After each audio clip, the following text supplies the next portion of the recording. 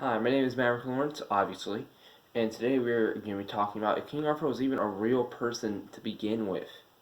Now, King Arthur was first talked about in the writings of a Welsh historian named Nessus, who gave a list of 12 battles that warrior kings in the British or United Kingdoms area supposedly fought in, all drawn from Welsh poetry.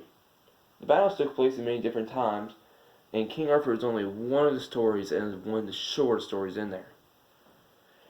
Now, another popular 12th century book called The History of Kings of Britain by Geoffrey of Monmouth wrote a more accurate story of Arthur. This is the first time a magic sword called the Excalibur is included into it, and Merlot. The other story mostly just depicted a battle with the Saxons, which we know is a real group that was around back then.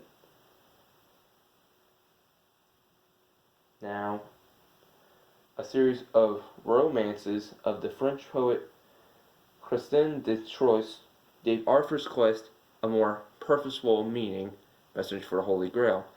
Originally, Arthur's quest was to just become king and fight the Saxons, but now it has more purpose, more depth. Now, according to Banff University archaeologist Miles Rules, many details were added to the stories to make him look better. A lot of times, a lot of the information in there were fake that we don't even know of. We don't even know if King Arthur was a real person. We just only have books that we can count for.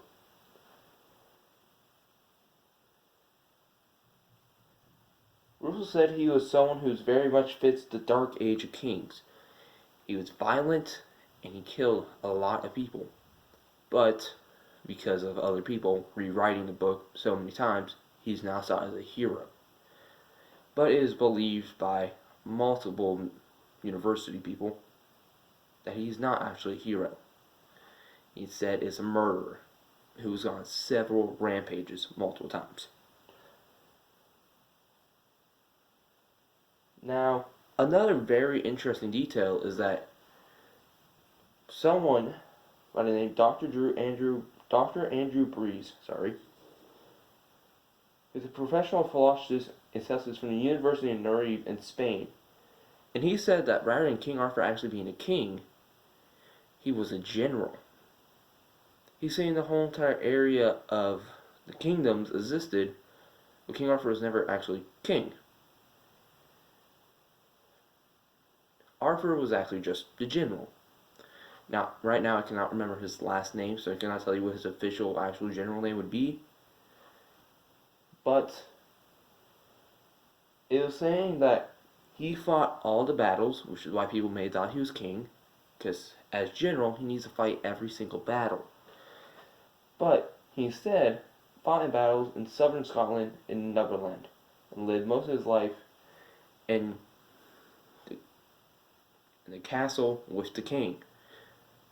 Now, Andrew Breeze did not know who the king was back then, but he believes he was just a general. Not enough information to say he was king, as most kings that have books, they have a lot of things that normally kings get because they were a king. And that's what I mostly like to go off of.